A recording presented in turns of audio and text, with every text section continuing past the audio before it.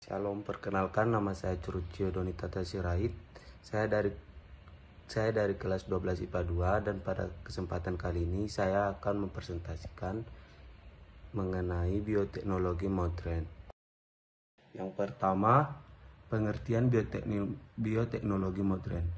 Bioteknologi modern adalah bioteknologi yang memanfaatkan makhluk hidup atau mikroorganisme secara tidak langsung dan umumnya berupa bagian-bagian tertentu untuk menghasilkan produk dengan cara prinsip atau teknologi tertentu.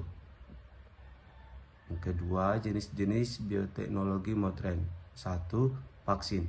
Vaksin merupakan antigen atau mikroorganisme yang diantivaksinkan atau dilemahkan yang diberikan kepada manusia atau hewan untuk menimbulkan antibodi spesifik terhadap tubuh sehingga bila kemudian terpapar akan kebal dan tidak mudah terserang penyakit. Yang kedua, bayi tabung. Bayi tabung adalah istilah untuk bayi yang didapatkan dari proses pembuahan sel telur oleh sel sperma atau in vitro fertilization atau IVF. Pembuahan ini bertujuan menciptakan embrio-embrio calon bayi. Dari sejumlah embrio itu, embrio yang paling berkualitas ditransferkan ke dalam rahim agar bisa tumbuh dan berkembang. Yang ketiga, insulin. Insulin adalah hormon alami yang dihasilkan oleh tubuh, tepatnya organ pankreas. Fungsi utama dari insulin yaitu membantu tubuh mengontrol kadar gula darah dalam darah sekaligus mengelola glukosa sebagai sumber energi melalui sel otot, lemak, dan hati. Namun tidak semua dapat bekerja dengan baik. Karena itu hadirlah insulin suntik, yaitu obat untuk memenuhi kebutuhan insulin pada penderita diabetes. Yang keempat, profil DNA. Profil DNA juga dikenal penyidik genetik atau DNA atau penyelidik jaringan genetik atau DNA. Adalah suatu pengujian forensik yang melibatkan teknik biologi molekuler untuk mendapatkan profil DNA sejumlah materi uji yang merupakan bahan biologis. Selanjutnya, proses bioteknologi modern pada jenis penerapannya. Pertama, vaksin. Pemilihan antigen ini satu melibatkan membuat persiapan antigen, dua mengembangkan mikroorganisme, yang kedua pemurnian antigen terisolasi dimurnikan, yang ketiga inaktivasi mikroorganisme.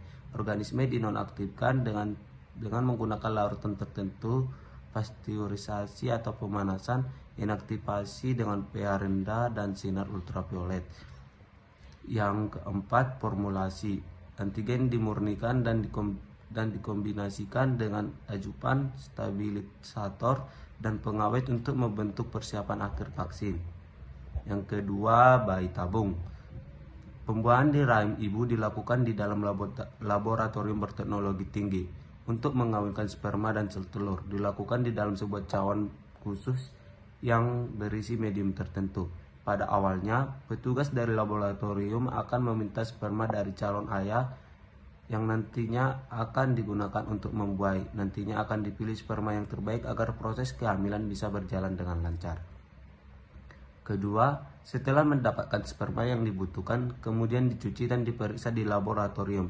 Biasanya setelah sperma dipastikan baik, terlebih dahulu dicoba melakukan inseminasi, yaitu proses memasukkan sperma tersebut langsung ke dalam rahim ibu.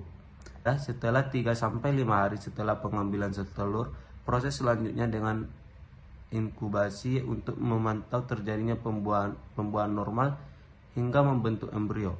Nah, jika pembuahan berhasil, maka embrio akan berhasil ditanamkan di dalam rahim ibu. Setelah itu, calon ibu akan menjalani proses hamil seperti perempuan pada umumnya. Yang ketiga, insulin. Tahapan pembuatan insulin. 1. Plasmid bakteri yang akan direkayasa tersebut diambil atau diisolasi. Yang kedua, kemudian plasmid tersebut dipotong dengan menggunakan enzim retraksi yang di tempat tertentu. Ketiga, gen yang dapat mengatur sekresi atau pembuatan insulin diambil dari kromosom yang berasal dari sel manusia. 4. Gen yang telah dipotong dari kromosom sel manusia itu kemudian disambungkan menggunakan enzim ligase di plasmid yang telah dipotong. Kelima, plasmid yang sudah disisipi gen manusia itu kemudian dimasukkan kembali ke dalam bakteria. Yang keenam, bakteria yang telah mengandung gen manusia itu selanjutnya dikembangkan hingga memproduksi banyak insulin. Dan yang keempat, profil DNA. Untuk melakukan profiling DNA harus dilakukan ekstraksi DNA dari sampel materi uji. Sumber yang umum adalah ekstrak atau sisa dari tubuh manusia seperti darah, sperma, kulit, sisa jaringan epitel dari ludah atau dinding mulut, pangkal rambut yang membawa sel kulit, dan sebagainya.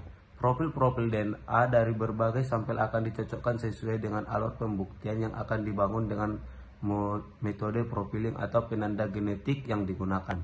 Pada kasus yang melibatkan jasad orang mati, sampel-sampel yang diambil dari barang-barang pribadi atau kerabat korban serta terduga pelaku sebagai barang bukti antemortem atau sebelum kematian akan dicocokkan dengan sampel-sampel yang diambil dari TKP, bagian jasad korban atau tubuh terduga pelaku sebagai barang bukti postmortem atau setelah kematian.